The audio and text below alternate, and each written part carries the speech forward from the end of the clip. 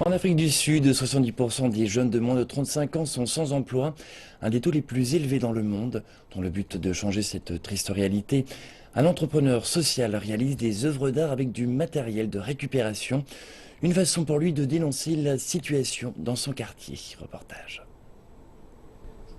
Brian Mokatchane, un artiste de Soweto, est le fondateur de la Soul Art Foundation, une entreprise sociale qui réalise des œuvres d'art grâce à du matériel de récupération. Il fabrique des sacs avec des retailles et d'autres produits qui ont été jetés. Il a lancé son entreprise pour combattre le chômage et les abus de drogue. Pour lui, la création d'entreprises est la seule réponse au problème.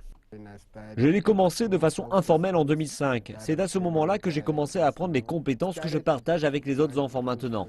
Cela a commencé avec des amis proches qui étaient toxicomanes et nous étions au chômage. Comme j'avais des compétences, j'ai commencé à enseigner ce que je savais et cela leur a redonné de l'espoir. Je vois comment cela leur a profité parce que maintenant, ils ne prennent plus de drogue. Maintenant, ils ont trouvé quelque chose qui les passionne. Ce qui me rend heureux, c'est de voir que ce que j'ai transmis a été enseigné à quelqu'un d'autre et j'espère que cela, ils le partageront avec d'autres enfants aussi. Donc plus d'entrepreneurs sociaux aideront au développement de l'Afrique du Sud dans son ensemble, parce que les gens ne dépendront plus du gouvernement et sur les entreprises pour les emplois. Les gens penseront maintenant différemment pour créer leurs propres emplois. Il est devenu un véritable vecteur de développement dans son township.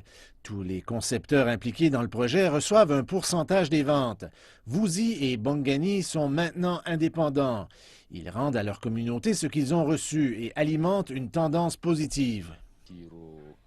Je me vois comme un héros qui aide les autres à abandonner la drogue. Quand ils me voient, ils voient quelqu'un d'autre. Quand vous êtes ici, dans ce genre d'environnement, on pense que vous ne pouvez rien faire. Donc, je veux montrer aux autres, aux jeunes en particulier, que vous pouvez faire quelque chose de votre vie.